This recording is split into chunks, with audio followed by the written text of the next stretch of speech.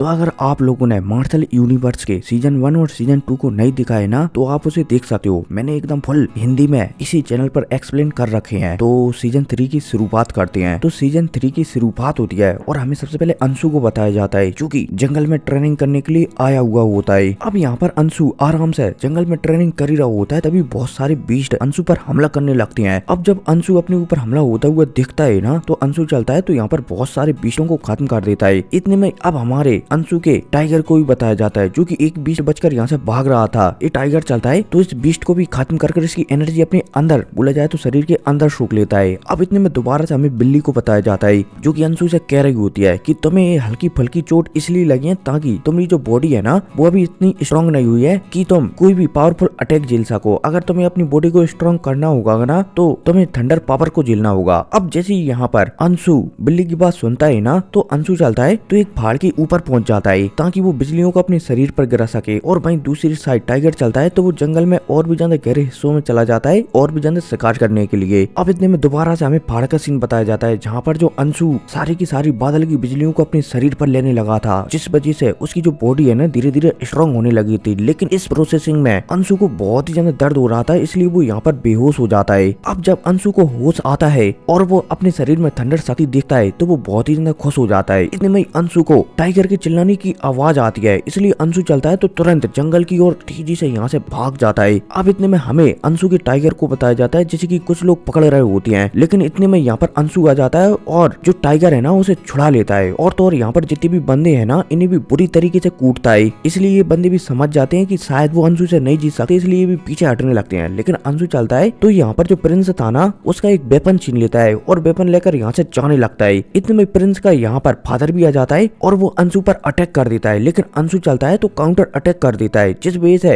ये टटेरा समझ जाता है कि मुझे शायद अंशु को हराने में बहुत ही ज्यादा प्रॉब्लम हो गई, इसलिए टटेरा चलता है तो पीछे हट जाता है। अब इतने में टटेरा चलता है तो अंशु से कहने लगता है कि मुझे मेरे बेटे का खानदानी वेपन वापस कर दो, इसके बदले तुम्हें जो चाहिए वो मैं तुम्हें दे सकता हूँ। अंशु चलता है तो 20,000 कॉइन सामने वाले टटेरे से मांग लेता है। अब जब ये टटेरा अंशु की बात सुनता है ना, तो ये तुरंत 20,000 कॉइन अंशु को दे देता है। अंशु चलता है तो वेपन टटेरी को उछाल कर यहाँ से चला जाता है। अब इतने में टटेरी का बेटा चलता है तो फादर से पूछने लगता है कि फादर आपने उसे यहाँ से जाने क्यों दिया, आप उसे हरा सकते थे। टटेरा चलता है तो मना कर देता है कि फिलहाल के लिए हम जिस काम के लिए आए हैं ना वो करते हैं, इसे हम बाद में देखेंगे। टटेरा चलता है तो अपने ग्रुप के साथ यहाँ से निकल जाता है। इतने में हमें दोबारा से अंशु को बताया जाता है, जो कि इन लोगों की बात सुन रहा होता है। अंशु ने इन लोगों के मुंह से सुना था कि ये किसी ड्रैगन की बात कर रहे थे, वो भी थंडर वाले ड्रैगन की। अब जैसे ही अंशु को ये पता लगता है कि ये लोग थंडर ड्रैगन के पास जा रहे हैं, तो इतने में यहाँ पर एक बिल्ली प्रकट होती है और अंशु को बताने लगती है कि अगर तुम उस थंडर ड्रैगन की स्पिरिट अपने शरीर में बसा लेते हो ना, तो तुम्हारे पास थंडर पावर आ जाएगी, जिसकी सहायता से तुम अपनी बॉडी को भी अपग्रेड कर सकते हो और फिर तुम पर छोटे मोटे अटैकों का कोई भी प्रभाव नहीं पड़ेगा। अब जैसे ही अंशु की इस बात में पता चलता है ना, तो अंशु चलता है तो तेजी से इन लोगों का पीछा करने लगता है। अब इसी के साथ सीन चिप होता है और पर हमें थंडर ड्रैगन को बताया जाता है, जिसे कि टटेरे के लोग घिर चुके हैं और उस पर हमला कर रहे हैं। लेकिन ये थंडर ड्रैगन चलता है तो सबको उठा उठा कर पटक रहा है इधर उधर, जिस वजह से यहाँ पर जितने भी टटेरे के लोग है ना वो परेशान हो रहे हैं। अब फाइनली ये टटोरी के लोग चलते हैं तो कुछ मेहनत करने के बाद जो थंडर है ना, थंडर ड्रैगन है ना, उसे बहुत ही ज्यादा जख्मी कर देती है और उसकी स्पिरिट बाहर निकालने वाले होते हैं। तभी अचानक यहाँ पर हमारा अंशु प्रकट होता है और जो स्पिरिट है ना उसे लेकर भाग जाता है। अब जब यहाँ पर टटेरे के लोग और टटेरा अंशु को ड्रैगन सूल ले जाता हुआ और भागता हुआ दिखता है ना, तो ये भी गुस्सा हो जाता है और हमारे अंशु का पीछा करने लगता है। अंशु चलता है तो भागते भागते झाड़ियों में छुप जाता है और जो टटेरे के लोग है ना उन्हें इग्नोर करने लगता है, उनसे बचने लगता है। इतने में अंशु महसूस करता है कि उसका जो टाइगर है ना वो तो पीछे ही छूट चुका है, इसलिए अंशु चलता है तो टाइगर को ढूंढने के लिए दोबारा से उसी दिशा में वापस जाता है। अब जैसे अंशु यहाँ पर आता है ना, तो उसे पता चलता है कि टाइगर तो बहुत ही ज्यादा जख्मी है। लेकिन हमारा अंशु इस बात का भी पता लगा लेता है कि जो टाइगर है ना, उसने जो थंडर ड्रैगन है ना उसे मार दिया है और उसकी शक्तियों को अपने शरीर के अंदर बसा लिया है। लेकिन फिलहाल के लिए टाइगर बहुत ही ज्यादा जख्मी है, इसलिए हमारा अंशु चलता है तो एक बहुत ही अच्छी जगह ढूंढ लेता है, जो कि असल में एक झरने के पीछे होती है। अंशु चलता है तो फाइनली यहीं पर आ जाता है टाइगर को लेकर। अब अंशु टाइगर को देखने लगता है कि टाइगर की हालत कैसी है। इतने में टाइगर के शरीर से नीले कलर की रोशनी निकलने लगती है। अंशु समझ जाता है कि टाइगर अब ब्रेक थ्रू करने वाला है, इसलिए अंशु चलता है तो टाइगर की चिंता बिल्कुल छोड़ देता है और अपनी ट्रेनिंग में भी लग जाता है। अब इसी के साथ दोबारा से सीन शिफ्ट होता है और फिर हमें बाहर का सीन बताया जाता है, जहाँ पर जो टटेरा का ग्रुप है ना वो चारों तरफ अंशु को ढूंढ रहा होता है, लेकिन वो परेशान हो रहा होता है कि आखिरकार अंशु कहाँ पर चला गया। इतने में इसी टटेरे का एक दोस्त आ जाता है और वो इससे कहने लगता है कि मैं तुम्हारी मदद कर सकता हूँ उस लड़के को ढूंढने में, लेकिन जो थंडर वाला शक्तियां है ना उनमें से मुझे 50% चाहिए। अब जब ये टटेरा अपने साथी को ऐसा कहता हुआ देखता है ना तो ये मना कर देता है कि मैं 1% भी तुम्हें नहीं दूंगा। इतने में अब दोबारा से हमें एक जगह का सीन बताया जाता है जहाँ पर अचानक धमाका होता है बड़ाम, और जो हमारा अंशु था ना उसने फाइनली ब्रेक थ्रू कर लिया था। इतने में दोबारा से हमें अंशु को बताया जाता है जिसके शरीर से थंडर शक्तियां निकल रही थी। अब इतने में हमें टटेरे को बताया जाता है। अब जब टटेरा अंशु को देखता है तो उससे रहा नहीं जाता और वो अंशु पर हमला कर देता है, लेकिन अंशु चलता है तो एक ही अटैक में टटेरे को पीछे फेंक देता है और तो और बुरी तरीके से टटेरा जख्मी भी हो जाता है। अब जब टटेरा ये देखता है कि वो बुरी तरीके से जख्मी हो चुका है तो वो फाइनली जो उसका एक और साथी है ना उससे मदद मांग लेता है कि तुम मेरी मदद कर दो, मैं तुम्हें 50% देने के लिए तैयार हूँ। अब जैसे ये साथी ये देखता है कि टटेरा मान चुका है तो ये दोनों चलते हैं तो अंशु पर हमला करने लगते हैं, लेकिन अंशु चलता है तो दोनों में बुरी तरीके से मार देता है, लगे तेरी। इतने में पहाड़ी में एक और बार धमाका होता है और वहाँ से टाइगर बाहर निकल कर आता है। अब जैसे टाइगर बाहर निकल कर आता है ना और जो टटेरा और इसका साथी टाइगर को भी देखते हैं तो ये हैरान हो जाते हैं कि इसने भी ब्रेक थ्रू कर लिया है। टटेरा और जो इसका साथी चलता है तो तुरंत अंशु के सामने गिड़गिड़ाने लगते हैं कि हमें माफ कर दो, इस दुश्मनी को यहीं पर बुला दो, इसके बदले हमारा सब कुछ तुम ले लो। अब जब अंशु दोनों की बात सुनता है ना तो वो हमें से रिला देता है और टटेरे के पास जितना भी पैसा वगैरह है ना उसे ले लेता है। अब फाइनली अंशु चलता है तो ये दुश्मनी यहीं पर बुलाकर यहाँ से निकल जाता है। अब इतने में सीन शिफ्ट होता है और पर हमें छोटी लड़की को बताया जाता है जो कि कुछ जानवरों से बचकर भाग रही होती है और तो और चिल्ला भी रही होती है। इतने में अंशु जब आसमान में जाता है ना तो उसे इस लड़की की आवाज सुनाई देती है, इसलिए अंशु चलता है तो इस लड़की को यहाँ पर आकर बचा लेता है और लड़की से पूछने लगता है कि तुम अकेले यहाँ पर भला क्या कर रही हो। इतने में इसी लड़की के कबीले वाले आ जाते हैं और वो जब ये देखते हैं कि उनकी बेटी एकदम सुरक्षित है तो वो थोड़ा राहत की सांस लेने लगते हैं। इतने में ये लड़की चलती है तो अंशु के बारे में बता देती है कि मम्मी इस अंकल ने मुझे बचा लिया। अब जब ये कबीले का लीडर अपनी बेटी को ऐसा कहता हुआ दिखता है ना तो ये अंशु को धन्यवाद करने लगता है कि आपका बहुत बहुत धन्यवाद, आपने मेरी बेटी को बचा लिया। खैर को नहीं, ये 2-3 बार में रिकॉर्ड होगी इसलिए इसे सुबह रिकॉर्ड करूंगा। अब हमारा अंशु चलता है तो सामने वाले भेड़िया जैसी शक्ल के आदमी से या फिर बोला जाए तो भेड़ू से पूछने लगता है कि मुझे जंगल से बाहर निकलना है, मैं यहाँ से कैसे निकल सकता हूँ, क्या तुम इसमें मेरी मदद कर सकते हो। अब भेड़ू चलता है तो मना कर देता है और अपनी प्रॉब्लम के बारे में बताने लगता है कि हमारे पीछे कुछ जानवर पड़े हुए हैं, इसलिए अगर तुम हमारे साथ चले ना तो हो सकता है कि तुम्हें भी प्रॉब्लम आ जाए। अब जब अंशु भेड़िया की बात सुनता है ना तो वो कह देता है कि कोई बात नहीं, पर मैं तुम्हारे साथ चलना चाहूंगा। अब इसी के साथ सीन से होता है और पर हमें रास्ते का सीन बताया जाता है जहाँ पर जो अंशु है ना वो रास्ते में भेड़ू और उनके लोगों के साथ जा रहा होता है टोकरी में बैठकर। अब रास्ते में जाते जाते जिस लड़की को हमारे अंशु ने बचाया है ना वो लड़की अंशु से बहुत सारे सवाल जवाब पूछती है, जिस वजह से अंशु थोड़ा सा परेशान हो जाता है। अब इतने में सीन शिफ्ट होता है और पर हमें रात का सीन बताया जाता है जहाँ पर सभी के सभी लोग आराम करने के लिए बैठे हुए होते हैं, लेकिन इसी समय इन लोगों पर जादुई मगरमच्छ हमला कर देती हैं, जिस वजह से भेड़ू और उसकी बड़ी बेटी इनसे जमकर लड़ती है। साथ ही साथ ग्रुप के और भी मेंबर इन मगरमच्छों से जमकर लड़ते हैं, लेकिन मगरमच्छों की जनसंख्या ज्यादा थी इसलिए वो कहीं न कहीं भेड़ू को बहुत ही ज्यादा जख्मी कर देती हैं। अब जब अंशु भेड़ू को जख्मी होता हुआ दिखता है ना तो अंशु चलता है तो वो आगे बढ़ता है और मगरमच्छों से फाइट करने लगता है, लगे तेरी। अब जब भेड़ू अंशु को ऐसा करता हुआ दिखता है ना और खासकर अंशु की टेक्निक वगैरह दिखता है तो वो थोड़ा सा हैरान हो जाता है। फाइनली हमारा अंशु चलता है तो सारे के सारे मगरमच्छों को हरा देता है। अब जब भेड़ू ये देखता है कि मगरमच्छों का खतरा उनसे टल चुका है तो वो रात की सांस लेने लगता है और अंशु को बताने लगता है कि ये मगरमच्छ हमारे पीछे इसलिए पड़े हैं क्योंकि हमने इनके ट्रेजर चुरा लिए हैं। अंशु चलता है तो वो भी समझ जाता है। अब इसी के साथ सीन शिफ्ट होता है और फिर हमें सुबह का सीन बताया जाता है जहाँ पर जी भेड़ू की ग्रुप ने दोबारा से अपना सफर शुरू कर दिया था और वे लगातार आगे बढ़ रहे थे। अब इसी के साथ सीन शिफ्ट होता है और फिर हमें उस जगह का सीन बताया जाता है जहाँ पर जी कबीला रहता था। अब जैसे यहाँ पर अंशु को लेकर कबीले वाले लोग आते हैं ना तो जी भेड़ू चलता है तो अंशु को मेहमान नवाजी को एंजॉय करने के लिए अपने कबीले में रोक लेता है। अंशु चलता है तो वो भी हमें से रिला देता है। अब इतने में हमें यहीं पर 2-3 बंदों को और बताया जाता है जो कि असल में भेड़ू से बात करने के लिए ही आए हुए होते हैं और जो बंदे होते हैं बिरजू कबीले से। अब जैसे ये बंदे आते हैं ना तो जो भेड़ू को चैलेंज करने लगते हैं कि मेरे पिता ने कहा है कि तुम्हारे और मेरे पिता के बीच एक जिंदगी और मौत का लड़ाई होगी और जो भी इस लड़ाई को जीतेगा वही आगे चलकर इन कबीलों पर राज करेगा। अब भेड़ू कबीले का लीडर चलता है तो मजबूरन इस फाइट को स्वीकार कर लेता है क्योंकि इसके अलावा उसके पास कोई भी उपाय नहीं था।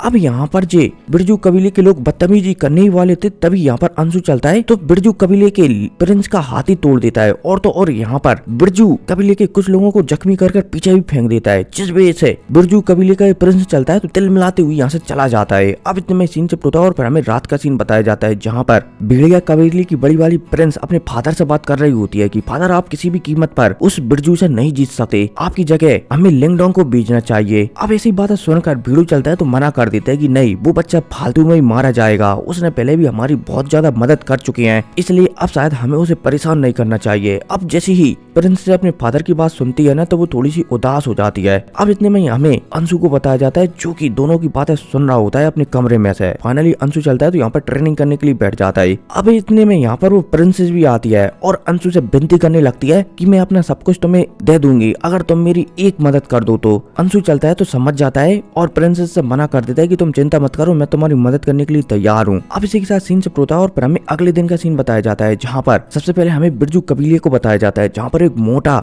गेंडा सा बंदा जिसका नाम बिरजू था वो मैदान में उतर चुका था और वो भीड़ू कबीले के लीडर को चैलेंज कर रहा था कि मैदान में आओ, आज हमारे बीच अंतिम फाइट होगी, जो भी इस फाइट को जीतेगा वही आगे वाले कबीलों का लीडर बनेगा। अब जब भीड़ू बिरजू की बात सुनता है ना तो वो मैदान में जाने वाला होता है, तभी अंशु चलता है तो वो मना कर देता है कि तुम्हें जाने की जरूरत नहीं है। अंशु चलता है तो वो स्वयं ही मैदान में उतर जाता है। अब जैसे ही अंशु मैदान में उतरता है ना तो जो बिरजू था ना वो बहुत ही ज्यादा खुश हो जाता है कि अब चूहा जब स्वयं ही मैदान में मरने के लिए आ चुका है तो तुझे भी मैं कुचली देता हूँ। अब भाई साहब यह कहकर बिरजू चलता है तो अंशु पर हमला करने लगता है, लगे तेरी। अब यहाँ पर हमें काफी अच्छी फाइट को बताया जाता है जहाँ पर बिरजू चलता है तो लगातार अपनी टेक्निक का उपयोग करता रहता है, लेकिन अंशु चलता है तो हर टेक्निक को डिफॉल्ट करता रहता है। अब इतने में हमें बिरजू को बताया जाता है जो कि एक खूंखार बंदर के रूप में बदल गया था। अब जब अंशु बिरजू को ऐसा करता हुआ दिखता है ना और अंशु की कोई टेक्निक काम नहीं करती तो अंशु चलता है तो फाइनली यहाँ पर सिल्वर ड्रैगन को एक्टिवेट करता है और जो बिरजू है ना उसे एक ही पंच में हरा देता है, जिस वजह से बिरजू चलता है तो यहाँ पर मैदान से दूर फेंक जाता है। अब इतने में यहाँ पर अंशु चलता है तो बिरजू के कबीले वालों को आदेश देता है कि मैं तुम लोगों को सिर्फ 1 महीने का समय देता हूँ, तुम इस जहाज को छोड़कर चले जाओ वरना यहाँ पर से कोई भी जिंदा नहीं बचेगा। अब जब अंशु की बात बिरजू कबीले वाले सुनते हैं ना तो वो हमें से रिला देते हैं और यहाँ से भाग जाते हैं। अब इसी के साथ सीन शिफ्ट होता है और दोबारा से हमें भीड़ू कबीले को बताया जाता है जहाँ पर भीड़ू कबीले ने एक बहुत बड़ी पार्टी को ऑर्गेनाइज किया था अपनी जीत की खुशी में। अब जब भीड़ू कबीले के लोग अंशु का इंतजार कर रहे होते हैं ना तब हमें पता चलता है कि जो अंशु है ना वो तो पहले से यहाँ से जा चुका है क्योंकि उसे अपने आगे का सफर भी कंटिन्यू करना है। अब इसी के साथ सीन शिफ्ट होता है और फिर हमें 2-3 दिन बाद का सीन बताया जाता है जहाँ पर जो अंशु है ना वो भीड़ू कबीले से बहुत पहले ही निकल आया था और वो लगातार अपनी जर्नी को कंटिन्यू रखा हुआ था। अब इतने में एक दिन हमें रात का सीन बताया जाता है जहाँ पर जो अंशु है ना वो उस बिरजू के थैले को तलाश रहा था कि इस थैले में उसे क्या ही मिलेगा। अब इतने में उसी थैले में से उसे बहुत सारे युवान पेल और कुछ पैसे मिल जाते हैं। इतने में अंशु को इसी थैला में से एक टेक्निक भी मिलती है जो कि बहुत ही ज्यादा खास होती है। अब जैसे ही अंशु इस टेक्निक को देखता है ना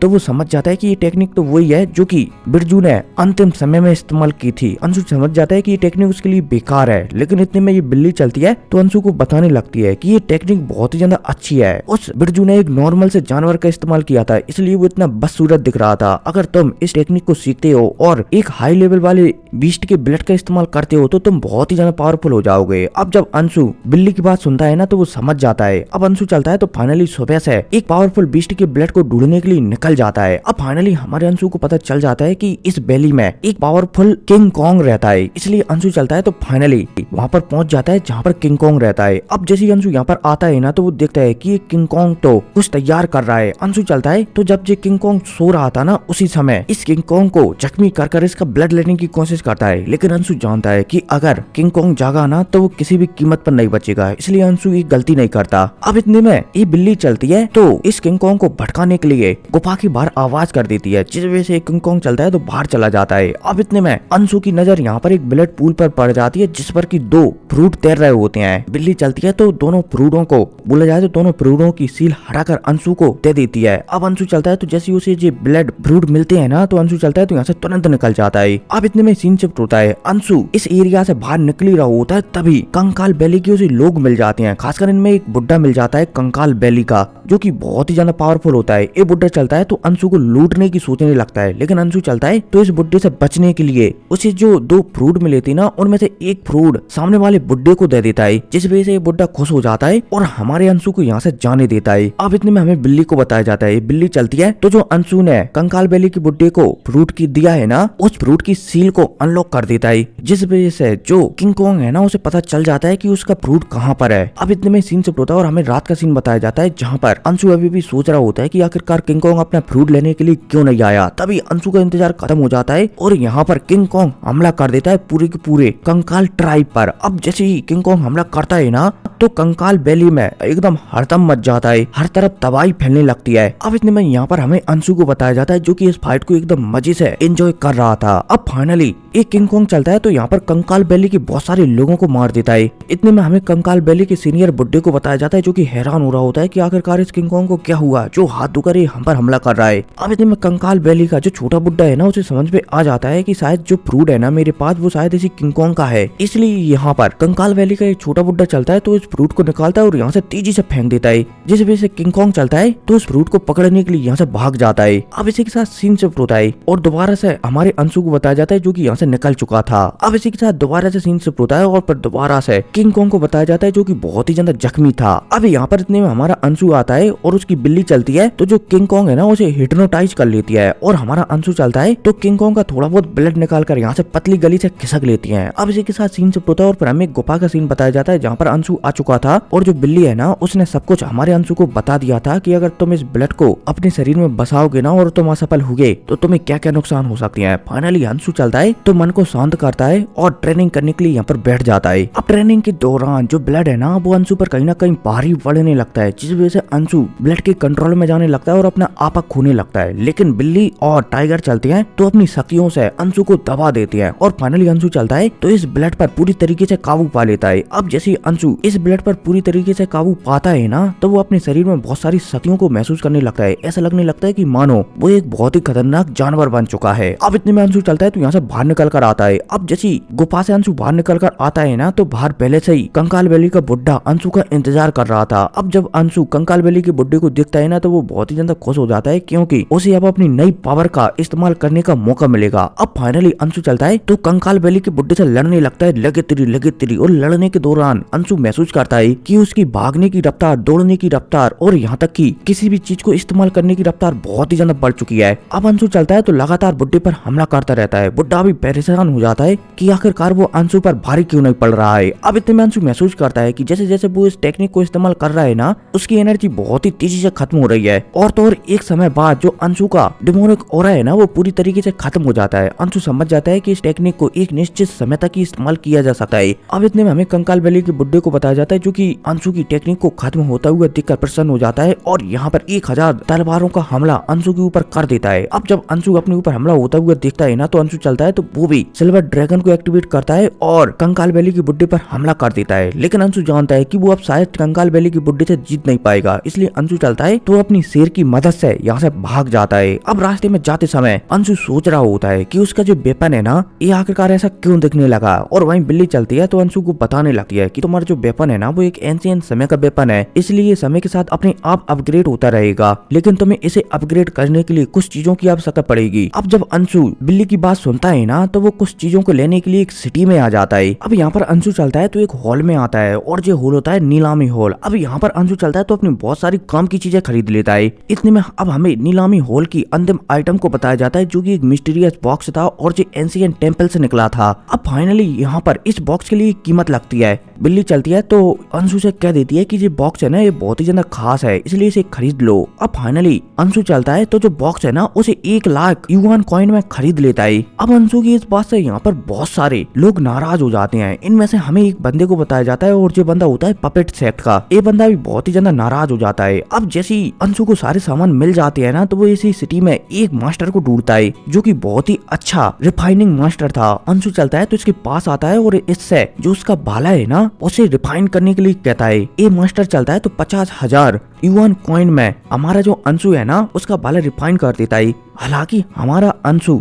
भाले को तो रिफाइन करवा लेता है लेकिन उसे इस भाले को रिफाइन करवाने में बहुत सारी जड़ी बूटियों का भी इस्तेमाल करना पड़ता है, जिस वजह से अंशु को ये भाला बहुत ही ज्यादा महंगा पड़ जाता है। अब इतने में यहाँ पर पपेट सेक्ट का वही बंदा आ जाता है और अंशु से उसका भाला खरीदने की कहने लगता है, लेकिन अंशु चलता है तो मना कर देता है कि ये भाला मैं तुम्हें नहीं दूंगा, जिस वजह से पपेट सेक्ट का बंदा चलता है तो और भी ज्यादा गुस्सा हो जाता है। अब इसी के साथ सीन शिफ्ट होता है और फिर हमें पपेट सेक्ट की एक ब्रांच को बताया जाता है जहाँ पर जो बंदा है ना जिसने की हमारे अंशु से भाला खरीदने की कोशिश की थी वो बंदा अपने फादर से कह रहा होता है कि एक बंदा है जो मुझे बहुत ही ज्यादा परेशान कर रहा है, इसलिए आपको उसे ठिकाने लगाना ही पड़ेगा। अब जब यहाँ पर कपिल के फादर या फिर बोला जाए तो पपेट सेक्ट के सेकंड ब्रांच का लीडर अपने बेटे की बात सुनता है ना तो वो अपने कपिल बेटे को एक पपेट दे देता है। अब इसी के साथ सीन शिफ्ट होता है और दोबारा से हमें अंशु को बताया जाता है जो कि फाइनली इस सिटी से बाहर निकल आता है। अब जैसे अंशु इस सिटी से बाहर आता है ना तो जो कपिल है ना उसे घेर लेता है। अब अंशु चलता है तो वो जानता सोचता है कि यहाँ से सिटी बहुत ही ज्यादा नजदीक है और अगर वो कपिल से लड़ा तो हो सकता है कि उसका फादर भी यहाँ पर आ जाए, इसलिए अंशु चलता है तो फाइनली अपने शेर पर बैठकर यहाँ से भाग जाता है।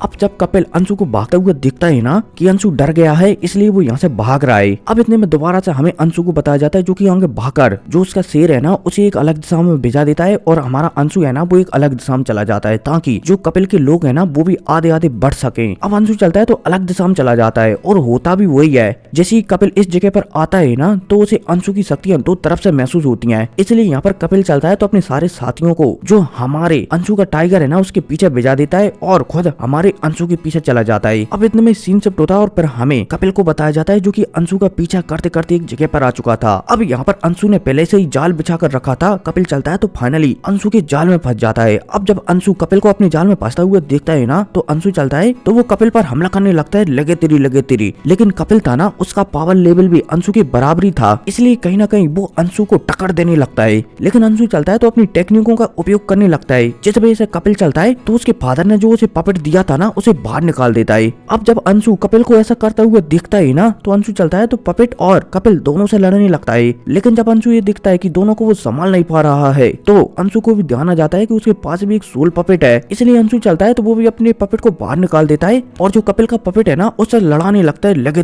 तेरी। अब इन दोनों के बीच काफी देर तक ऐसे फाइट होती रहती है। अंशु कहीं ना कहीं समझ जाता है कि जो कपिल का पपेट है ना वो ज्यादा पावरफुल है उसके पपेट से, इसलिए उसे जल्द से जल्द कोई उपाय ढूंढना ही पड़ेगा। अंशु थोड़ी देर तक सोचने के बाद समझ जाता है कि अगर वो कपिल को हरा दे तो शायद उसका पपेट अपने आप डिस्ट्रॉय हो जाएगा, इसलिए अब अंशु चलता है तो और भी ज्यादा पावरफुल टेक्निकों का उपयोग करता है और फाइनली बहुत मेहनत करने के बाद जो कपिल है ना उसे हरा देता है। और तो और कपिल की आध्यात्मिक शक्तियां भी अपने शरीर के अंदर सूख लेता है, जिस वजह से कपिल चलता है तो यहाँ पर टिल बोला जाए तो ठिल जाता है। अब जैसे ही कपिल ठिलता है ना तो उसका पपेट है ना वो भी यहाँ पर बंद पड़ जाता है। अंशु समझ जाता है कि अब शायद उसने कपिल को मार दिया है ना तो कपिल का फादर जरूर उससे बदला लेने के लिए आएगा, इसलिए अंशु चलता है तो यहाँ से तेजी से निकल जाता है। अब इसी के साथ सीन शिफ्ट होता है और फिर हमें एक गुफा का सीन बताया जाता है जहाँ पर अंशु मस्त तरीके से ट्रेनिंग करने के लिए बैठ जाता है, क्योंकि अंशु जानता है कि जो कपिल का फादर है ना वो उसे बहुत ही जल्दी ढूंढ लेगा और जब वो कपिल के फादर के सामने आएगा ना तो वो उसे पक्का मारेगा, इसलिए अंशु चलता है तो फैसला ले लेता है कि उसके पास जो ब्लड फ्रूट है ना उसे खाएगा, उसकी शक्तियों को अपने शरीर के अंदर बसाएगा ताकि वो अगले लेवल पर ब्रेक थ्रू कर सके। फाइनली अंशु चलता है तो शक्ति को अपने शरीर के अंदर डालने लगता है। अब इसी के साथ सीन शिफ्ट होता है और पर हमें पपेट सेक्ट के ब्रांच के लीडर को बताया जाता है जो कि अपनी बेटे की बॉडी देखकर बहुत ही ज्यादा गुस्सा हो जाता है और वो अंशु को ढूंढने के लिए अपनी पूरी सेना के साथ निकल जाता है। अब फाइनली कुछ दिनों की मेहनत के बाद जो पपेट सेक्ट का सेकंड नंबर का लीडर है ना उसे अंशु के बारे में पता चल जाता है और वो वहीं पर आ जाता है। अब यहाँ पर जो हमारे अंशु की बिल्ली और शेर है ना वो पहले से ही जानते थे कि जो पपेट सेक्ट का लीडर है ना वो पक्का अंशु पर हमला करने के लिए आएगा, इसलिए लोग भी पहले से ही तैयार थे। अब जैसे ही पपेट सेक्ट का लीडर यहाँ पर आता है ना तो वो अंशु के टाइगर और बिल्ली से फाइट करने लगता है, लगे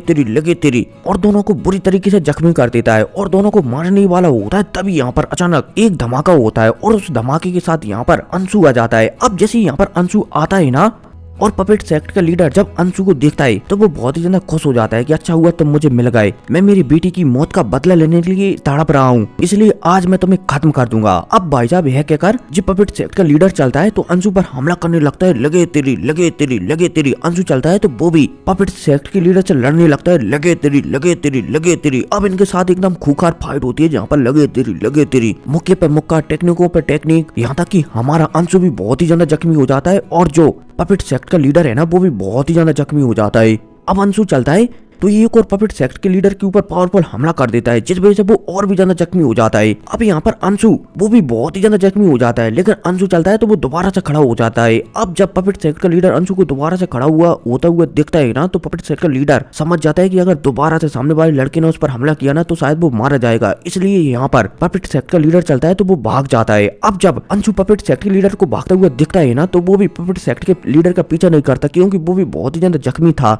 और जैसे पपेट सेक्ट के लीडर यहाँ से भागता है ना तो अंशु भी यहीं पर बेहोश हो जाता है। अब इसी के साथ सीन शिफ्ट होता है और फिर हमें 5 या 6 दिन बाद का सीन बताया जाता है जहाँ पर जो अंशु है ना उसे एक लड़की ने बचा लिया था और वो अपने महल में ले आई थी। अब जैसे अंशु को होश में आता है ना तो उसे पता चलता है कि ये लड़की तो वही है जो पपेट सेक्ट से उसे सावधान रहने के लिए कह रही थी। अब अंशु होश में आने के बाद इस लड़की से बात करने लगता है। ये लड़की अपना नाम सांची बताती है। अब हमारा लिंगडोंग इस लड़की से बात करते करते समझ जाता है कि इस लड़की का जो क्लैन है ना उस क्लैन की दुश्मनी जो पपेट सेक्ट है ना उससे है, इसलिए शायद इस लड़की ने मुझे बचाया है। अब फाइनली हमारा अंशु चलता है तो सांची से कहने लगता है कि जो फोर्थ सेक्ट मकबरा खुलने वाला है ना, वहाँ पर मुझे जाना है क्योंकि वहाँ से मुझे कुछ खास चीजें मिल सकती हैं। अब जब सांची अंशु की बात सुनती है ना तो वो मना कर देती है कि वहाँ पर तो मत जाओ वरना वहाँ पर तो मारे जाओगे, क्योंकि वहाँ पर बहुत ही ज्यादा पावरफुल लोग आएंगे। इसके अलावा वहाँ पर पपेट सेक्ट के लोग भी आएंगे। अब जब हमारा अंशु सांची की बात सुनता है ना तो वो उससे कह देता है कि तुम टेंशन मत लो, मैं सबको संभाल लूंगा। अब ऐसे के साथ सीन शिफ्ट होता है और पर हमें एक जगह को बताया जाता है जो कि बहुत ही ज्यादा विशाल जगह थी और ये एक प्रकार का मकबरा था जिसके अंदर से बहुत ही अच्छी टेक्निकें मिलती थी। अब यहाँ पर धीरे धीरे कर बहुत सारे लोग एकत्रित होने लगते हैं। अब इतने में हमें अंशु को भी बताया जाता है जो कि अपना यहाँ पर रूप बदल कर आ जाता है। अब इतने में यहाँ पर हमें सांची को भी बताया जाता है जो कि अपने बॉडी गार्डों के साथ फुल रॉब झाड़ती हुई यहाँ पर आ चुकी थी। अब इतने में हमें पपेट सेट के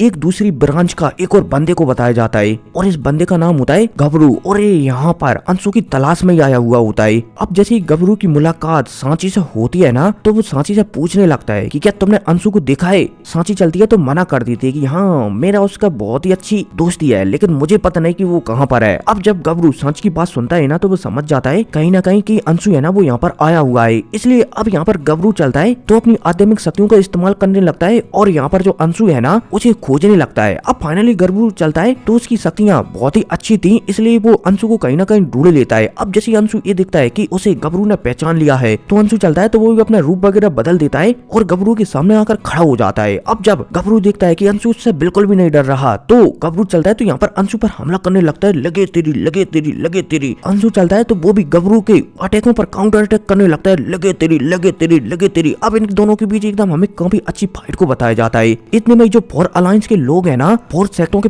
पावरफुल लोग है ना, वो भी कहीं ना कहीं यहाँ पर आना शुरू हो जाती हैं। इसलिए गबरू और अंशु चलती हैं तो अपनी अपनी फाइट को रोक देती हैं क्योंकि ये मकबरा है ना इसके अंदर जाने से कुछ लोगों को बहुत ही ज्यादा फायदा होगा और ये गबरू बहुत ही अच्छी तरीके से जानता है कि अगर उसने यहाँ पर अंशु से लड़कर अपनी एनर्जी खत्म कर दी ना तो शायद वो इस मकबरे के अंदर नहीं जा पाएगा और उसे नुकसान हो जाएगा। इसलिए वो अंशु से फाइट रोक देता है और वहीं अंशु चलता है तो वो भी गबरू से फाइट रोक देता है। अब इतने में हमें यहीं पर अलग अलग सेक्टरों के कुछ मेंबरों को बताया जाता है जहाँ पर अंशु फैमिली भी आई हुई थी और अंशु फैमिली की ओर से अंशु फैमिली का सबसे होनहार स्टूडेंट गबराल भी यहाँ पर आया हुआ था। इतने में अब हमें दोबारा से मान्या फैमिली को बताया जाता है और जी मान्या फैमिली से पहले से ही अंशु का पुराना दुश्मनी थी और तो और मान्या फैमिली को अंशु ने पहले भी एक दो बार हराया था। इसलिए इस मान्या फैमिली का एक बंदा चलता है जो कि हमारे अंशु से पहले से बहुत ज्यादा जलता था। ये बंदा चलता है तो हमारे अंशु पर हमला कर देता है, लेकिन अंशु चलता है तो वो मान्या फैमिली का ही ट्रेजरों का उपयोग कर और उनकी टेक्निकों का उपयोग कर इस मेंबर को बुरी तरीके से जख्मी कर देता है। अब हमारा अंशु चलता है तो मान्या फैमिली के इस स्टूडेंट को मारने वाला होता है, तभी मान्या फैमिली का यहाँ पर एक बुड्ढा आ जाता है और वो अंशु को रोक लेता है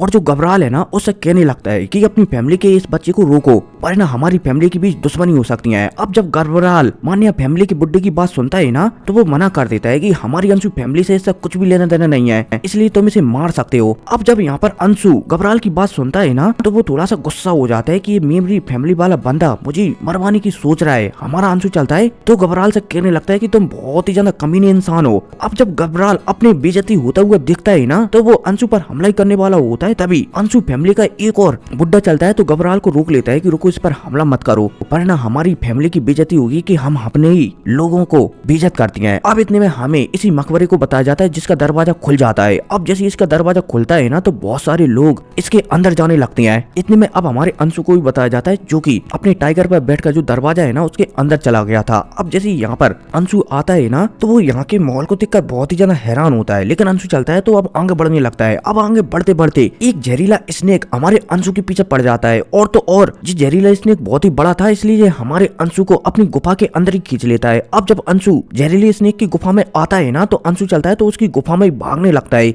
अब भागते भागते अंशु समझ जाता है कि ये जहरीला स्नेक उनके पीछे एकदम हाथ धोकर पड़ गया और वो उन्हें मार कर ही रहेगा। अब अंशु आगे भाग रहा होता है तभी उसके सामने एक बहुत ही बड़ा थंडर बवंडर आ जाता है। अब जब बिल्ली इस थंडर बवंडर को देखती है ना तो वो अंशु से कहने लगती है कि अंशु अब हमारा बचना बहुत ही ज्यादा नामुमकिन है क्योंकि पीछे जहरीला स्नेक है और अगर उसने हमें निकल लिया तो हम किसी भी कीमत पर नहीं बच सकते। अंशु समझ जाता है कि अब उसका मरना एकदम तय है, लेकिन अंशु जानता है कि सामने बचने का कोई ना कोई उपाय हो सकता है, इसलिए अंशु चलता है तो इसी बवंडर में छलांग मार देता है। अब जैसे अंशु इस बवंडर में आता है ना तो उसकी एनर्जी ड्रिल होने लगती है, लेकिन इतने में बिल्ली चलती है तो वो अंशु के अंदर बहुत सारी अपनी एनर्जी डाल देती है, जिस वजह से अंशु जो बवंडर का थंडर है ना उसको ही कल्टीवेट करने के लिए बैठ जाता है, जिस वजह से अंशु की जो थंडर बॉडी है ना वो भी कहीं ना कहीं अपग्रेड हो जाती है। फाइनली अंशु चलता है तो इस थंडर से बाहर आ जाता है और अपनी पावर को देखने लगता है जो कि बहुत ही ज्यादा बढ़ चुकी थी। अब अंशु चलता है तो फाइनली इन गुफाओं से बाहर निकल जाता है और आगे बढ़ते बढ़ते एक पहाड़ पर आ जाता है। अब जैसे अंशु यहाँ पर आता है ना तो उसे यहाँ पर एक कंकाल बैठा हुआ दिखता है। अंशु समझ जाता है कि शायद ये आदमी बहुत ही ज्यादा पहले मर चुका है। अंशु चलता है तो इस कंकाल के पास जाता है, तभी कंकाल की शक्तियां है ना वो एक्टिवेट होती हैं और अंशु के शरीर के अंदर जाने लगती हैं, जिस वजह से अंशु को इस मकबरे की काफी जानकारी मिल जाती है कि किस तरीके से सामने वाले कंकाल ने मकबरे पर जो मुसीबत आई थी ना उनसे लड़ा था, लेकिन वो चाहकर भी इस मकबरे को नहीं बचा पाया। अब इसी के साथ सीन शिफ्ट होता है और फिर हमें हमारे अंशु के टाइगर को बताया जाता है जो कि तेजी से कुछ लोगों से बचकर भाग रहा होता है और जिन लोग कंकाल फैमिली के लोग होती हैं जिनसे कि अंशु ने पिछले बोला जाए तो इसी एपिसोड में दुश्मनी की थी। अब इसी के साथ सीन शिफ्ट होता है और दोबारा से अंशु को बताया जाता है जो कि जिस कंकाल के सामने था ना उसकी पूरी की पूरी एनर्जी को अपने शरीर के अंदर बसा लेता है। इस कंकाल से 2 गोलियां टपकती हैं जो कि कहीं ना कहीं निर्वाणा पिल होती हैं, इसलिए अंशु चलता है तो इन गोली बोला जाए तो दोनों गोलियों को रख लेता है और यहाँ से निकल जाता है। अब इतने में हमें अंशु को बताया जाता है जिसके सामने अचानक कंकाल फैमिली के लोग आ जाते हैं और इन्होंने टाइगर को बंदी बनाकर रखा होता है। अब जब अंशु कंकाल फैमिली के लोगों को दोबारा से अपने आप को परेशान करता हुआ दिखता है ना तो अंशु चलता है तो कंकाल फैमिली का जो नैन बुड्ढा यहाँ पर था ना उसके ऊपर ही हमला कर देता है और उसमें लगे तेरी बुरी तरीके से पिटाई देता है और कंकाल फैमिली का जो बुड्ढा है ना उसे थंडर फॉर्मेशन के अंदर डाल देता है, जिस वजह से कंकाल फैमिली का ये बुड्ढा चलता है तो यहाँ पर मारा जाता है। फाइनली अंशु चलता है तो टाइगर को भी आजाद करवा लेता है। अब अंशु समझ जाता है कि जो मकबरा है ना उसका गहरा हिस्सा बहुत ही ज्यादा तबाही से भरा है और वहाँ पर उसे बहुत ज्यादा ट्रेजर मिल सकते हैं, इसलिए अंशु चलता है तो आगे बढ़ जाता है। अब इसी के साथ सीन से होता है और हमें एक जगह का सीन बताया जाता है जहाँ पर पपेट सेक्ट के लोग एक पपेट को कंट्रोल करने की कोशिश कर रहे होते हैं। तभी यहाँ पर अंशु आ जाता है और जो पपेट सेक्ट के लोग हैं ना उन पर हमला कर देता है और तो और यहाँ पर जो मेन बुड्ढा था ना वो ज्यादा पावरफुल नहीं था, इसलिए अंशु चलता है तो उसे भी अपना गुलाम बना लेता है। अंशु चलता है तो जो पपेट है ना उसको भी अपने काबू में ले लेता है, जिस वजह से जो पपेट सेट का बुड्ढा है ना ये गुस्सा हो जाता है और अपने पपेट सेट की धमकी देने लगता है कि तुम्हें मेरा पपेट सेट छोड़ेगा नहीं। अंशु चलता है तो इस बुड्ढे से कह देता है कि पर उन्हें बताएगा कौन। अंशु चलता है तो यहाँ से निकल जाता है। अब जैसे अंशु निकलता है ना तो यहाँ पर सांची के लोग आ जाते हैं। अब जैसे सांची के लोग यहाँ पर आते हैं ना और वो पपेट सेट के लोगों को यहाँ पर मरा हुआ देखते हैं तो वो थोड़ा सा हैरान हो जाते हैं कि इन्हें किसने मारा। इतने में यहाँ पर पपेट सेट का वो गबरू भी आ जाता है। अब जब गबरू यहाँ पर अपने लोगों को मरा हुआ देखता है ना तो वो सांची पर गुस्सा हो जाता है। उसे लगता है कि मानो सांची ने यहाँ पर पपेट सेट के सारे लोगों को मारा है, इसलिए गबरू चलता है तो ये सांची पर हमला करने लगता है। लगे तेरी सांची चलती है तो वो भी गबरू पर हमला करने लगते हैं। लगे तेरी। अब इसी के साथ सीन शिफ्ट होता है और हमें अंशु को बताया जाता है जो कि सबसे गहरे हिस्सों में आ चुका था एक सील को लेने के लिए। अब जैसे अंशु यहाँ पर आता है और वो सामने सील को रखा हुआ नहीं दिखता है तो वो थोड़ा सा गुस्सा हो जाता है। इतने में अंशु जिस पपेट सेक्ट के बुड्ढे को यहाँ पर किडनैप कर लाया था ना वो बुड्ढा अंशु को बताने लगता है कि इस सील को तो मेरे पपेट सेक्ट के लीडर बहुत ही पहले ले जा चुके हैं, इसलिए तुम्हें वो सील किसी भी कीमत पर नहीं मिलेगी। अब अंशु चलता है तो उस बुड्ढे से गुस्सा हो जाता है, लेकिन दूसरे पल ही अंशु सोचने लगता है कि अगर वो सील यहाँ पर नहीं है तो भला मुझे किस चीज की यहाँ पर एनर्जी महसूस हो रही है। अब जैसे अंशु सोचता है ना तो अंशु चलता है तो आगे बढ़ता है और अपने माथे पर लगी हुई सील की एनर्जी सामने प्लेट के अंदर डालने लगता है, जिस वजह से अंशु, शेर और बिल्ली है ना वो यहाँ से टेलीपोर्ट हो जाते हैं और एक अलग स्पेस में आ जाती है। अब जैसे अंशु यहाँ पर आता है ना तो उसे सामने एक बुड्ढा खड़ा हुआ देखने को मिलता है और जो बुड्ढा वही होता है जिसने की ये सील बनाई थी। अब जैसे ये बुड्ढा ये दिखता है कि यहाँ पर कोई आ चुका है तो ये बुड्ढा चलता है तो अंशु के दिमाग में हर वो एक चीज देख लेता है कि अंशु का जीवन किस प्रकार से व्यतीत है और जो बुड्ढा समझ जाता है कि कहीं ना कहीं अंशु बहुत ही ज्यादा शरीफ बंदा है और पावरफुल होने के लिए बहुत ही ज्यादा मेहनत कर रहा है, इसलिए यहाँ पर ये बुड्ढा चलता है तो जो पपेट सेक्ट का बंदा सील लेकर यहाँ से गया है ना उस सील को अनलॉक कैसे किया जाएगा इस बात की इंफॉर्मेशन अंशु के दिमाग में भर देता है। अब जैसे ही अंशु को ये सारी इंफॉर्मेशन मिल जाती है ना तो वो बहुत ही ज्यादा खुश हो जाता है। वो समझ जाता है कि पपेट सेक्ट के लीडर के पास भले ही वो सील है फिर भी वो सील को खोल नहीं सकता। अब अंशु चलता है तो फाइनली यहाँ से निकल जाता है। अब रास्ते में निकलते समय उसे सांची और गबरू की फाइट देखने को मिलती है, लेकिन जब गबरू अंशु को यहाँ से भागते हुए देखता है ना तो गबरू चलता है तो सांची का पीछा छोड़कर अंशु के पीछे ही पड़ जाता है। अब जब अंशु ये देखता है कि गबरू उसका ही पीछा कर रहा है तो अंशु चलता है तो वो भी रुक जाता है, लेकिन दूसरे पल ही जो गबरू है ना वो कहीं ना कहीं समझ जाता है कि अंशु अब उससे भी ज्यादा पावरफुल हो चुका है, इसलिए उसे हराने के लिए एक फॉर्मेशन की आवश्यकता पड़ेगी। इसलिए यहाँ पर गबरू चलता है तो एक फॉर्मेशन बनाने लगता है और उस फॉर्मेशन से हमारे अंशु के ऊपर हमला कर देता है। लेकिन अंशु चलता है तो उसने कुछ समय पहले एक पपेट को कंट्रोल किया था तो उसी पपेट से जो गबरू का फॉर्मेशन है ना उससे हमला करवा देता है, जिस वजह से गबरू का फॉर्मेशन चलता है तो डिस्ट्रॉय हो जाता है। साथ ही साथ गबरू के बहुत सारे लोग भी मारे जाते हैं। अब अंशु चलता है तो गबरू को मारने ही वाला होता है, तभी अंशु की जो पपेट की एनर्जी है ना वो कहीं ना कहीं खत्म हो जाती है, इसलिए गबरू चलता है तो यहाँ से भाग जाता है। अब गबरू को भागता हुआ देखकर अंशु गबरू का पीछा नहीं करता। अब इतने में सांची चलती है तो वो अंशु को कुछ चीजों के बारे में बताने लगती है कि यहाँ पर एक स्पेशल प्लेटफॉर्म है जहाँ पर अगर कोई भी बंदा जाता है तो उसे एक स्पेशल टेक्निक मिल सकती है जो कि बहुत ही ज्यादा हाई लेवल की होती है। अब जैसे ही अंशु को उस प्लेटफॉर्म के बारे में पता चलता है ना तो अंशु चलता है तो यहीं पर आ जाता है। अब जैसे अंशु यहाँ पर आता है ना तो वो देखता है कि यहाँ पर तो पहले से ही बहुत सारे पावरफुल लोग हैं, जैसे कि सांची, गबरू, गबराल, प्रिया की छोटी बहन, अंशु समझ जाता है कि यहाँ पर उसकी जो सीट है ना वो मिलना बहुत ही ज्यादा मुश्किल है, लेकिन अंशु चलता है तो वो किसी से डरता नहीं है और आगे बढ़ने लगता है। अब अंशु को आगे बढ़ ही रहा होता है, तभी एक बुड्ढा चलता है तो अंशु को रोकने लगता है कि तुम आगे नहीं जा सकते, क्योंकि ये प्लेटफॉर्म है ना इस सिर्फ बड़े लोगों के लिए है। अब जब अंशु बुड्ढे को मना करते हुए दिखता है ना तो अंशु चलता है तो बुड्ढे से लड़ने लगता है, लगे तेरी। ये बुड्ढा चलता है तो ये भी अंशु से लड़ने लगता है, लगे तेरी। अब दोनों के बीच एकदम पावरफुल फाइट होती है, एक दूसरे में लगे तेरी होती है। लेकिन अंशु चलता है तो फाइनली अपने सोल पपेट का इस्तेमाल करने लगता है, साथ ही साथ उसके पास एनर्जी है ना, बहुत सारी एनर्जी सोल पपेट में डाल देता है, जिस वजह से ये बुड्ढा चलता है तो ये कहीं ना कहीं सप्रेस होने लगता है। इतने में अंशु चलता है तो इस बुड्ढे में एक और जल देता है, जिस वजह से बुड्ढा चलता है तो यहाँ पर हार जाता है। अब जब अंशु इस बुड्ढे को हरा देता है ना तो अंशु यहाँ पर सभी से कहने लगता है कि क्या और कोई है जो मुझसे टकराएगा या फिर उसे ये प्रॉब्लम हो कि ये सीट में नहीं ले सकता। अब जब अंशु की यहाँ पर सभी के सभी लोग बात सुनते हैं ना तो वो अंशु से कुछ भी नहीं कहते, क्योंकि वो जानते हैं कि जब अंशु ने एक बुड्ढे को ही हरा दिया तो भला उसके सामने वो कैसे टिकेंगे। इसलिए अंशु चलता है तो फाइनली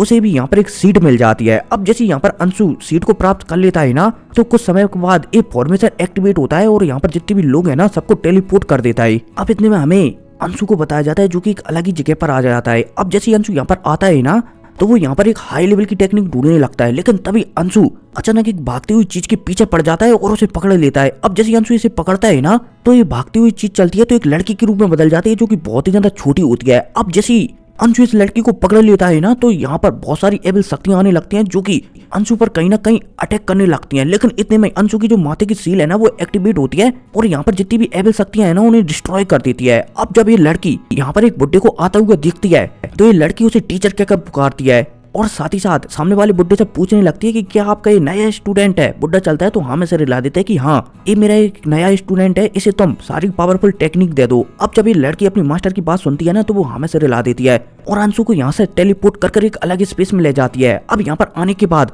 ये लड़की चलती है तो मना कर देती है कि ये टेक्निक तुम्हारे लायक नहीं है, मैं तुम्हें और भी ज्यादा हाई लेवल की टेक्निक दूंगी। ये लड़की चलती है तो एक पुराने टेम्पल में ले आती है जहाँ पर एक बहुत ही बड़ा स्टोन होता है। अब जैसे अंशु एक बड़े से स्टोन के सामने आता है ना तो हमें बताया जाता है कि एक बहुत ही ज्यादा हाई लेवल की टेक्निक है, लेकिन इसी हाई लेवल की टेक्निक के साथ ये एपिसोड खत्म हो जाता है और मैं इसका सीजन 4 बहुत ही जल्द एक्सप्लेन करूंगा। हालांकि कुछ एपिसोड शायद सीजन 4 के आपको मेरे इसी चैनल पर मिल जाएंगे, लेकिन मैं पूरा का पूरा एक्सप्लेन करूंगा। खैर को नहीं, मिलते हैं अगली वीडियो में, टेक केयर, बाय।